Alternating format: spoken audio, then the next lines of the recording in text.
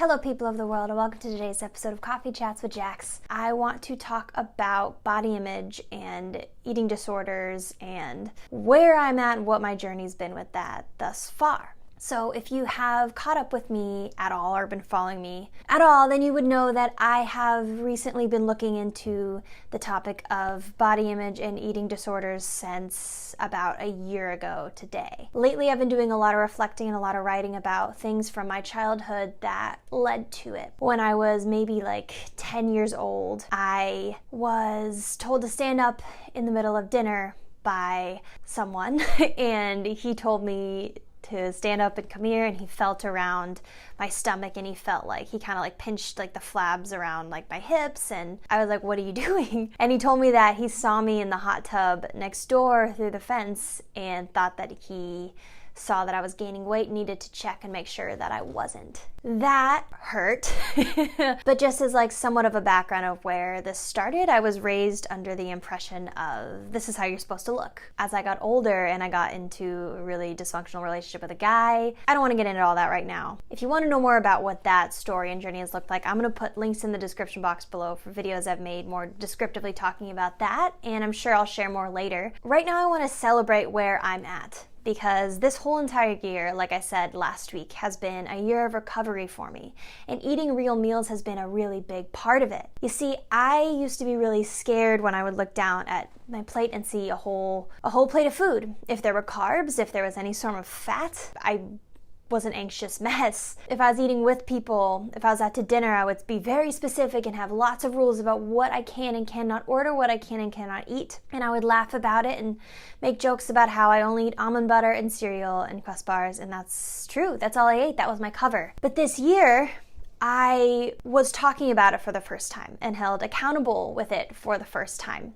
And for the past 3 months, I've been staying at my sister and her wife Tori's house. Tori's a great cook, and she has been cooking meals for us all pretty much every single day. Like, I'm talking homemade everything. Homemade bread, homemade pesto sauce, homemade chocolate chip cookies, homemade all the things. And for the first week or two, it made me really uncomfortable because I felt forced to eat food that I did not think I could eat. I was scared that I would gain weight. I would go run 6 or 7 miles after a meal because I was so afraid that I was gonna look in the mirror and hate myself because I didn't think I deserved food. I thought everyone else can eat normally, but I can't. But the more I've talked about it and the more I've just eaten these meals and felt the goodness that they bring to my life, felt what nutrition actually does for you when it's not just in this protein shake and half of an apple with a slab of peanut butter on it. Food is meant to bring life. Food brings joy, food brings comfort, food brings things that we're meant to eat. Humans are designed to eat. For the past 3 months, I've been experiencing that, and it's been really incredible. And I just went back to LA last week, and I was scared at first because I was like, okay, no one is making me eat meals, no one's watching me, no one's cooking meals for me, spoiled. And I thought I was gonna fall back into my patterns. And I woke up the first day, and I went to the grocery store, and I bought bread, and I bought eggs, and veggies. I made myself a real meal, and I ate it, and I felt good, and I didn't hate myself for it, and no one was sitting there across the table making me eat it. Nobody was watching me. Nobody was holding me accountable. It was a choice that I made, and I was so excited for myself because, as ridiculous as that might sound of eating a meal, that was a victory, it was a really, really monumental thing in my life. I celebrated, and I started eating this meal every single day, and I came back to Nashville and I ate more meals, and it was crazy. And I think that the biggest realization I had recently about my body image and how much has changed was in a yoga studio the other day. I wrote this piece about being afraid to look at myself in the mirror because for as long as I can remember, I've hated mirrors. I don't like when there's a mirror in the room. I don't like there's a mirror behind me in this room. I stayed in here for a while and I avoided looking at it. I don't like sitting in front of a mirror at a table. There's a mirror in our kitchen, and I always choose not to sit in the seat facing the mirror because I get scared to look at myself. In a yoga studio, there's a big old mirror on the front of the room, and we're told to look in the mirror. We're told to look at ourselves because yoga is this very holistic practice that I really love. A year ago, when I went into a yoga studio, I went to the far back corner of the room and I put my mat down and I made it a point to not stare at myself even once. I looked at the ground, I looked to the right, the left, all those things. I would not look at myself because I hated what I saw. I was scared. In this past week, I went to the same yoga studio and instinctually went to the back corner of the room, but something different happened in my head this time. I opened my eyes and I looked at myself in the mirror, and I made a decision that I want to love myself. I want to love what I see. And I felt like I saw power in my eyes, and I felt like I saw life in my body. I'm not healed and I'm not fully there, but I'm in the journey of it and I'm talking about it. And I felt really proud of myself for that. I love myself.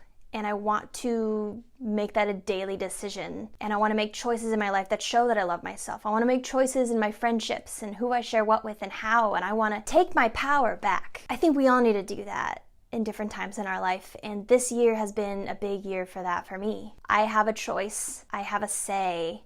I have opinions, lots of them apparently. I'm new to that, but I do. And loving my body is something that's really, really important to me. And so I'm making decisions lately that I believe help me in that journey. I believe show that. And that looks like eating real meals. That looks like working out if and when you feel like you can. Not forcing yourself to run 7 miles after you've eaten a meal because you feel like you don't deserve the meal. Rather, run the 7 miles because it gives you life. Exercise is good for you, but it's not a counter to eating just a normal meal. Like, I'm talking like a piece of bread with an egg on it, and I would freak out and I would go run because I'm not allowed to eat bread. Those are lies, and I'm really excited to be on this side of the journey with it. Thank you so much for watching this video. I really appreciate you guys sticking along and joining me for this journey this year. It's been crazy, and I really enjoy having these honest conversations because they matter. You matter and I matter, and we need to love ourselves better. I wrote a book called Be Free. If you'd like to purchase a copy of that book, the link is in the description box below. I also have a Patreon page, which is where you can support me for as little as $1 a month as an independent writer and speaker and all these things that I'm doing. You guys mean the world to me. I love you, and I'll see you next time.